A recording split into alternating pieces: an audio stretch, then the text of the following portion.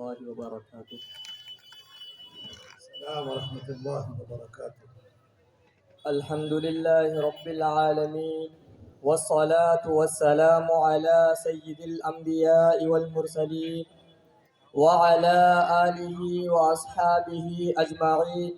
أما بعد، فقد قال الله تبارك وتعالى في كلامه العزيز والفرقان الحميد: فأعوذ بالله من الشيطان الرجيم، بسم الله الرحمن الرحيم. وذكر فإن الذكرى تنفع المؤمنين. صدق اللہ العظیم.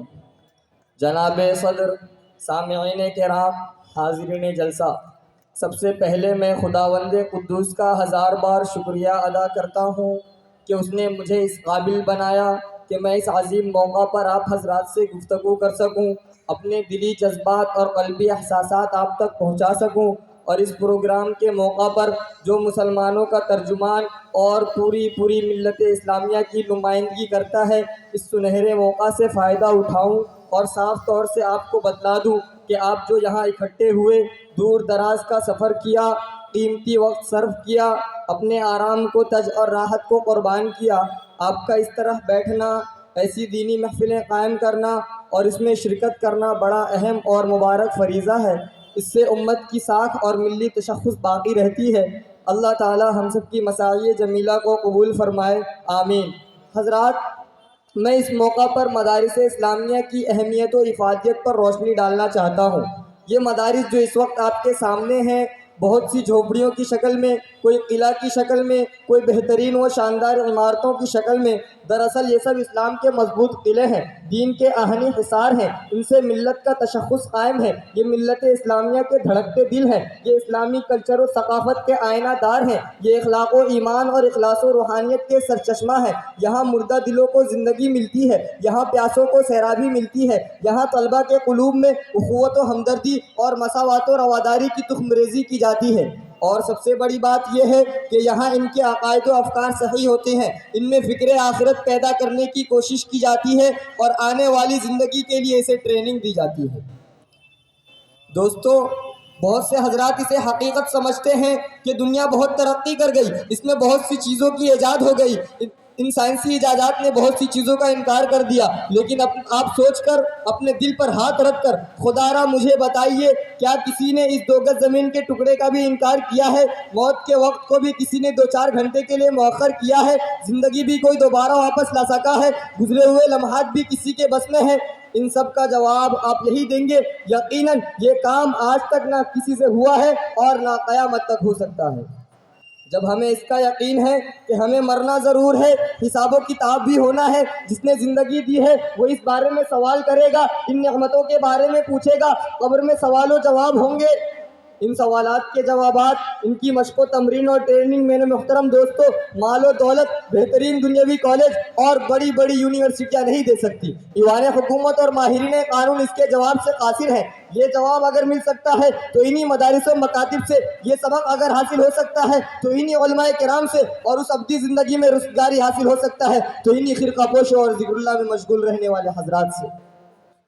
نہ پوچھ ان خرقہ پوشوں کی ارادت ہو تو دیکھ ان کو، نہ پوچھ ان خرقہ پوشوں کی ارادت ہو تو دیکھ ان کو، یدے بیضا لیے بیٹھے ہیں اپنی آستینوں میں۔ اور کسی نے کمال عقیدت و ارادت کو ملحوظ رکھتے ہوئے سچ کہا ہے، تر دامنی پہ شیخ ہماری نہ جائیو، تر دامنی پہ شیخ ہماری نہ جائیو، دامن نچوڑ دے تو فرشتے وضو کریں۔ اس لیے اس سدا بہار زندگی کے لیے جہاں ہمیشہ رہنا ہے، وہاں کی تیاری کے لیے، عقائد و افکار صحیح و سنوارنے کے لیے ان مدارس کا ہونا لازمی اور ضروری ہے۔ حاضرین کرام، مغلیہ سلطنت کے زوال کے بعد اسلام پر ایک ایسا دور آیا اور امت مسلمہ ایسے نازک مرحلوں سے دوچار ہوئی جس نے پورے ہندوستان کے مسلمانوں میں اضطراب و بے چینی کی فضا پیدا کر دی۔ ان پر ہر طرف سے الغاریں ہونے لگی، ان کے عقائد کو مسخ کیا جانے لگا، ذہنی و فکری ارتداد پیدا کرنے کی منظم سازشیں ہونے لگی، ان کی اقتصادی، سماجی اور معاشرتی زندگی کو مفلوج کر دیا گیا۔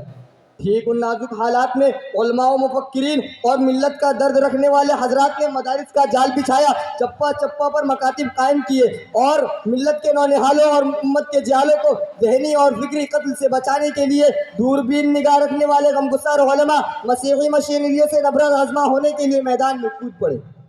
اگر بر وقت یہ علماء کھڑے نہ ہوتے، ان مدارس و مکاتب کا جال نہ پھیلاتے، تو آج ہر گھر میں انجیل پڑھائی جاتی، ان کے عقائد و افکار میں وثنیت و بت پرستی کا رچا ہوتا، الحاد و لادینیت کا گھر گھر مرکز ہوتا، اور قرآن اور افکار اسلامی سے لوگ کوسوں دور ہوتے۔ انہیں اپنے آقا سرور عالم صلی اللہ علیہ وسلم کی حیات طیبہ کی واقفیت نہ ہوتی، اپنی تاریخ اور اپنے کارناموں کی انہیں ہوا تک نہ لگتی۔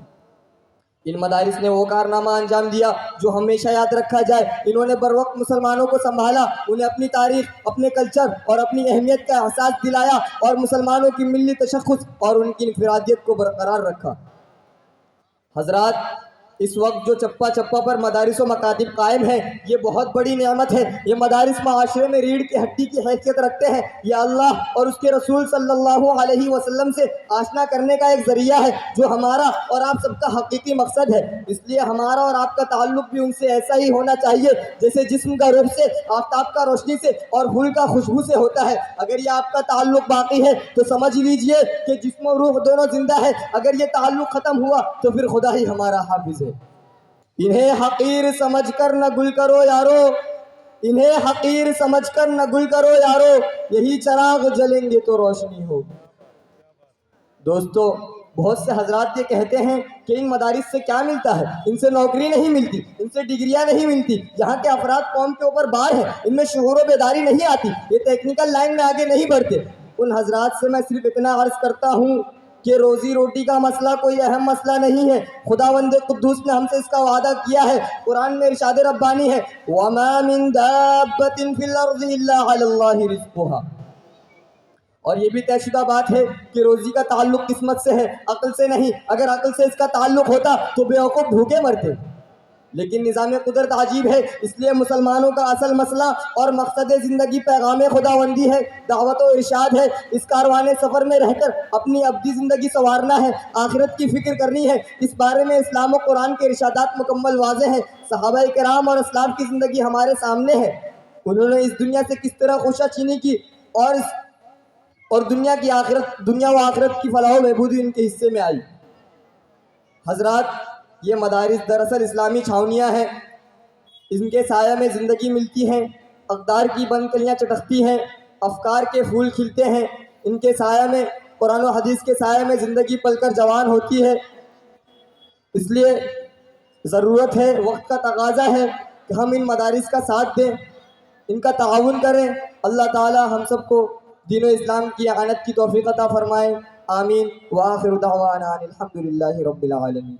ماشاءاللہ، بہت عمدہ، بہت اچھی گفتگو، بڑی بے باکی۔ اللہ تعالیٰ مستقبل کو مزید تابناک بنائے۔ ہم سب یہ دعا کریں کہ مولانا کی یہ سچے اور اچھے جانشین بنے، با رضوان صاحب کے۔ آئیے ان کے دوسرے فرض